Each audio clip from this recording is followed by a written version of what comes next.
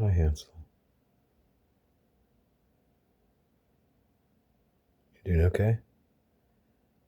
Okay, buddy. Just chilling. So, what we have here is this giant book. Quite large. This is, Shakespeare. Look at that. It's just a line. It's just a shadow. This is The Secret Teachings of All Ages by Manly P. Hall. I used to have a copy of this a long time ago, but my friend just got this this mega super ultra um, version, and here we have the bacon overlay. The nose looks pretty similar. It's very similar.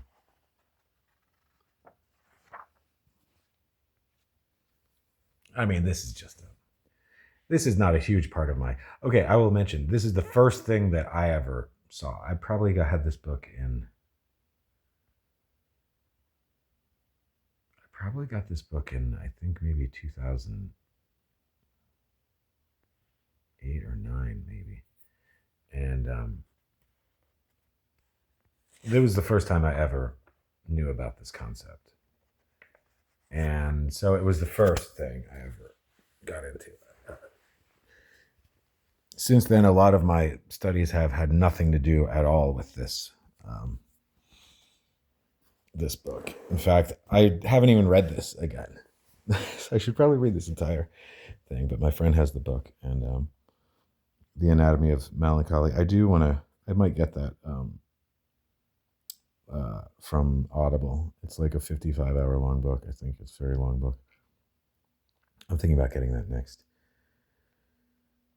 And this is pretty cool. What does this say here?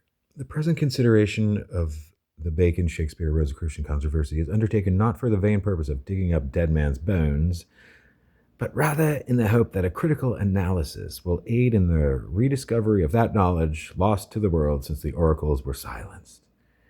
It was W.F.C. Wigston who called the Bard of Avon Phantom Captain Shakespeare, the Rosicrucian mask. Yeah.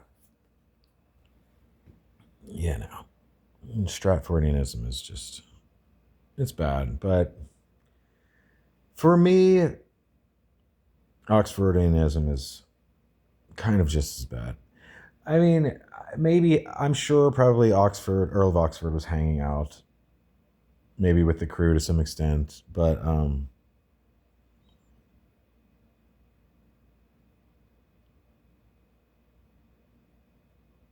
yeah, I'm not really convinced that he had a great deal to do with it.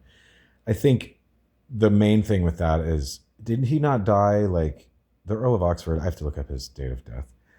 Um, I think that Bacon was still cranking out things in 1605 and 1608 and was just getting going. And when he finally stopped making the plays are an sort of an esoteric, or they have a depth that can be seen as um, more, obviously more than entertainment. Um, and there's a wisdom there that would be absurd if Bacon, you'd think, would have sought out Shakespeare right away, and they would have been fast friends. Um, but I don't have a real point in. I'm just showing this book right now. I guess you can buy this if you want. This deals with a lot of the ciphers, I believe. This article.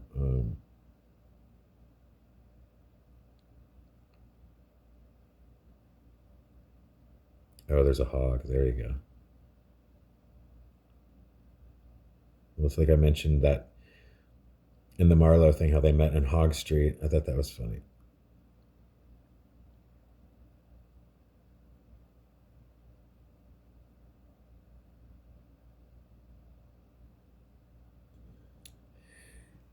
And then there are these, right? I don't know. Cryptograms. I'm honestly just too tired to. The fasting is just. I'm basically useless. I just wanted to show this book off. It's not even mine, but it's pretty cool. So this is about 4 pages, 4 long pages. Isaac. Yeah. Let's go to this for a second. If you can even read this, I doubt you could read this off a screen.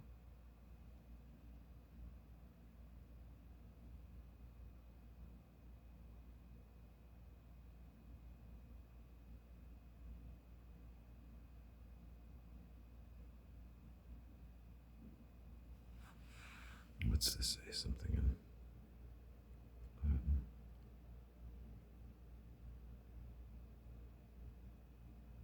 1626.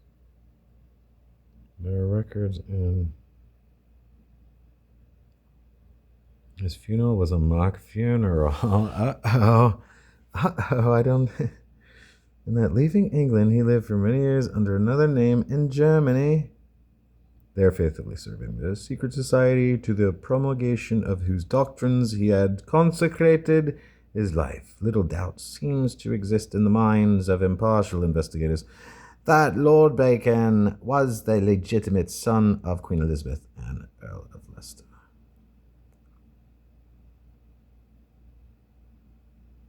Interesting. So, this is just one little thing.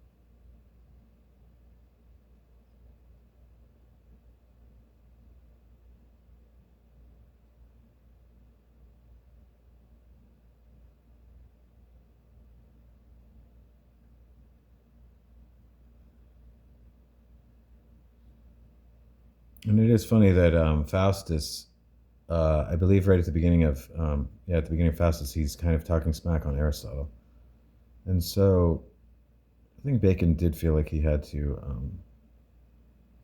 put some distance to put Aristotle in his place.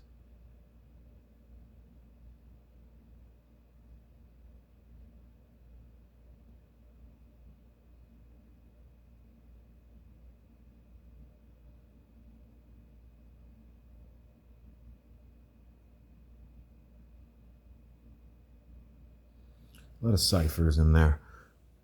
I'm just filming parts if you feel like reading any of this. Hang hog.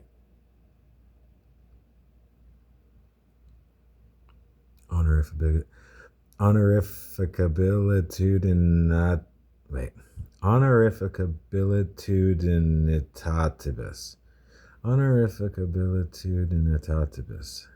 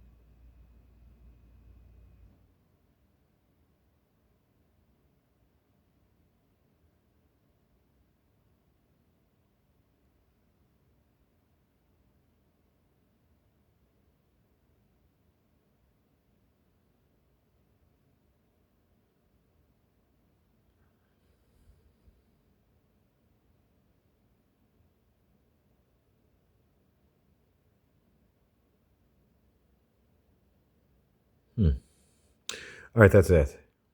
Let's go back to the front again, just to the beginning of this. Yeah, so this is just this. I really need to read the whole thing. I mean, I certainly can read this. I just read Well, I did, I'm on, I actually jumped over to the Jew of Malta. I already mentioned that in my previous video. Yeah, so I don't know when I'm actually going to make the leap to Shakespeare. I think I do have to do Dido. I said I was going to do Dido, so I will read Dido, Queen of Carthage. But um,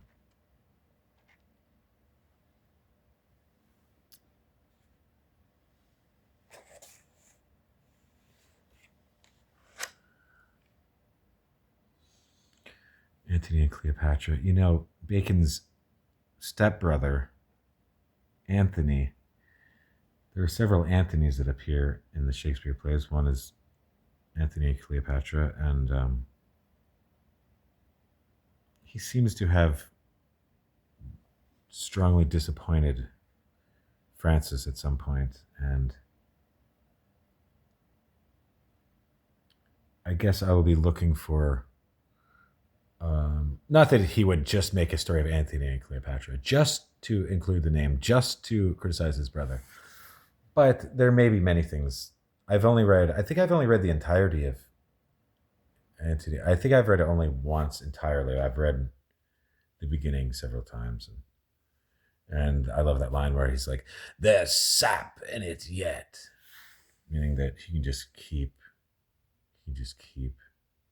getting it on with Cleopatra. He's just still got a lot of more juice to go. All right, hey, so that's all for now.